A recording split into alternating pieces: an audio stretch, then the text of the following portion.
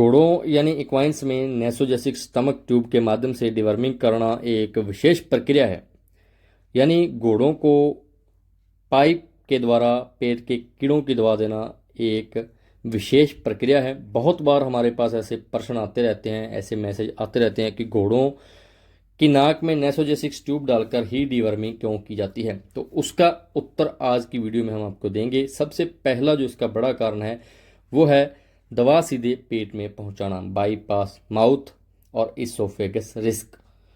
घोड़े के मूड या संवाद संवेदनशील होता है। कई बार वह पेस्ट या पाउडर फॉर्म की जो दवाएं होती हैं वो खाने से मना कर देता है या थूक लेता है।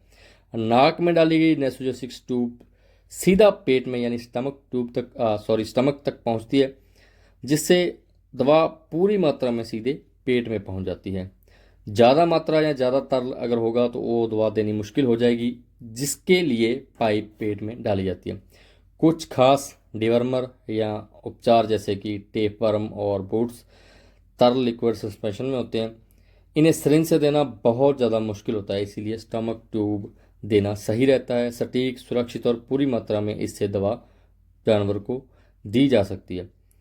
गंभीर संक्रमण है, कॉलिक जैसे केस में यदि घोड़े गंभीर अवस्था में है, तो वर्म बर्डन है या पेट दर्द है, तो ट्यूब द्वारा डिवर्मर देना ज़्यादा उपयुक्त रहता है।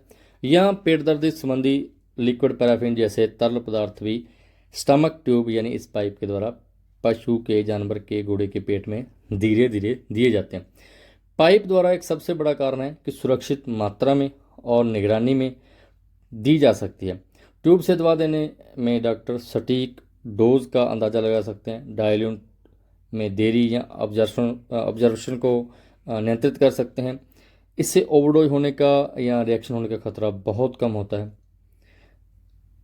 घोड़ों में नेसोजेसिक ट्यूब आम तौर पर नाक यानी नोस्ट्रिल के जरिए डाली जाती है, क्योंकि घोड़ों का मुंह बंद रखना मुश्किल होता है।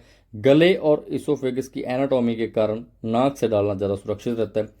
घोड़ों में मुंह से ट्यूब को चबाकर नुकसान पहुंचाया जा सकता है, इसलिए नाक के द्वारा इसे डाला जाता है। नेसोजेसिक ट्यूब से डिवर्मिंग करने के मुख्य फ़ायदे जो हैं वो इस प्रकार हैं। पूर्ण मात्रा में दवा पहुंचाई जा सकती है, कोई दवा बर्बाद नहीं होती।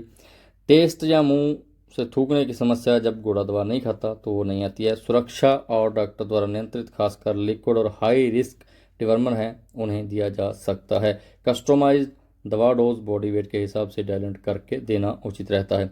लेकिन ऐसा क्या सिचुएशन है जब इस ट्यूब का हम उपयोग नहीं कर सकते?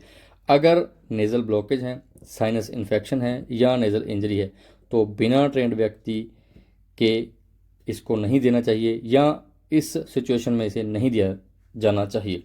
अगर ट्रेंड व्यक्ति द्वारा इसे नहीं दिया जाता तो घोड़े की विंड पाइप में यह पाइप जाने का खतरा बना रहता है, जिससे बहुत घातक परिणाम हमें देखने को मिलते हैं, यानी घोड़े की मृत्यु तक हो सकती है। तो अगर पाइप के द्वारा डिवर्मिंग करवानी है तो एक अच्छे ट्रेंड व्यक्ति से करवाएं। आज की डिवर्मिंग हमने की थी 78 GB सुंडे राजा स्टैलियन का जो फार्म है, जिसके ऑनर हैं सरदार नसीब सिंह जी सिद्धू साहब। तो आज हमने इनके कई जानवरों की डिवर्मिंग पाइप के द्वारा की।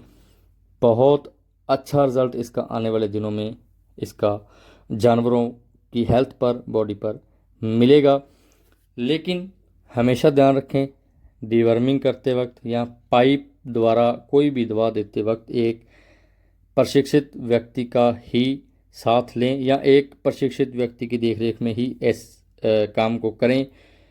खुद इसको करने की कोशिश कभी ना करें या अनजान व्यक्तियों से इस तरह की चीज़ें करवाने की कोशिश ना करें, क्योंकि इसका परिणाम बहुत घातक हो सकता है।